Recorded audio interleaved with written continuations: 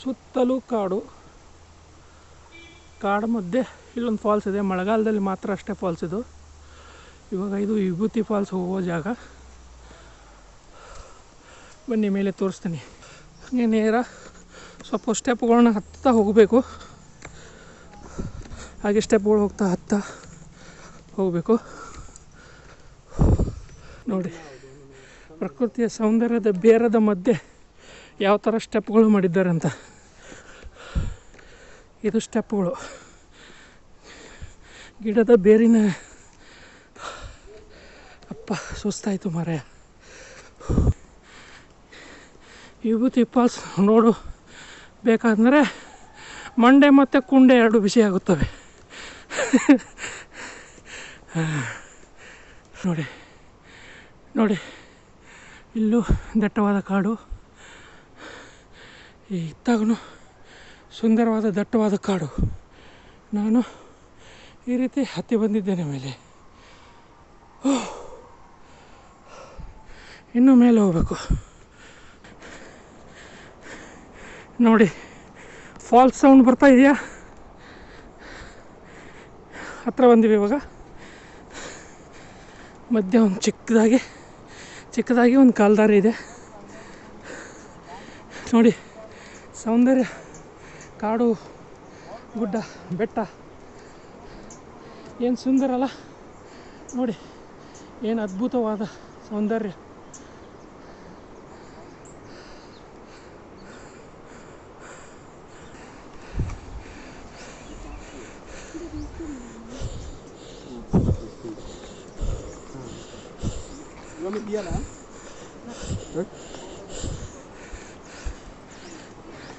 ಪ್ರಕೃತಿಯ ಸೌಂದರ್ಯದ ಮಡಿಲಲ್ಲಿ ಈ ಥರ ಒಂದು ಅದ್ಭುತವಾದ ಸೌಂದರ್ಯವನ್ನು ಅನುಭವಿಸೋದೇ ಒಂದು ಒಳ್ಳೆಯ ಅನುಭವ.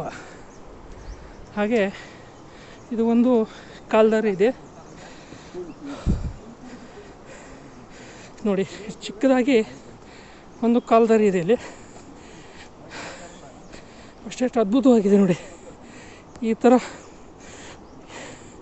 ಒಂದು ಹೋಗಲಿಕ್ಕೆ ಎನರ್ಜಿ ಬೇಕಾಗುತ್ತೆ ನಿಮಗೆ.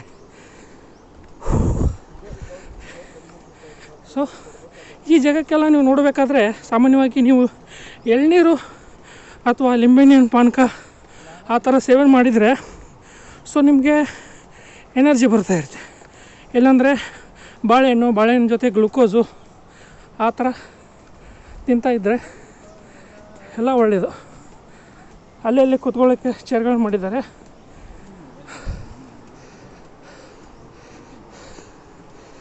ಹಾಗೆ ಹಿಂಗೆ ಹೋಗ್ತಾ ಇರಿ ಒಳ್ಳೆ ಸೌಂದರ್ಯ ತುಣುಕುಗಳನ್ನು ನೋಡ್ಬೋದು. ಈ ಥರ ಒಂದು ಚಿಕ್ಕದಾಗಿ ಕಾಲ್ದಾರಿ ಇದೆ ನೋಡಿ. ಹತ್ರ ಬಂದಿದ್ದೀವಿ, ಫಾಲ್ಸ್ ಹತ್ರ, ವಿಭೂತಿ ಫಾಲ್ಸ್ ಹತ್ರ ಬಂದಿದ್ದೀವಿ. ಸೊ ನಿಮ್ಗೆ ಕಾಣ್ತಾ ಇರಬೇಕು, ಮಧ್ಯೆ ನಿಮ್ಗೆ ಸೌಂಡ್ ಬರ್ತಾಯಿದೆ ಇವಾಗ.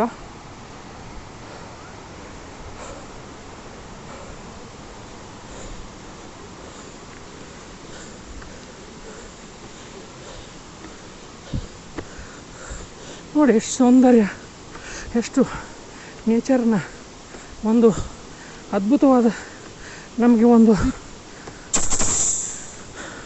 ಒಳ್ಳೆಯ ಅನುಭವ, ಎಕ್ಸ್ಪೀರಿಯನ್ಸ್. ಈ ಥರ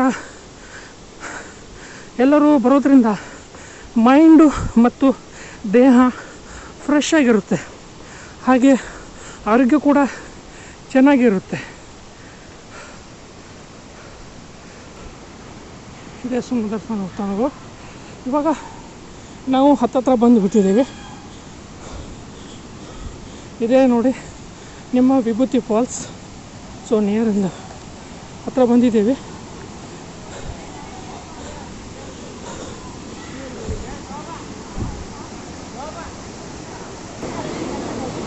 ನೋಡಿ ಇದೇ ವಿಭೂತಿ ಫಾಲ್ಸ್. ಜನ ಜಾತ್ರೆ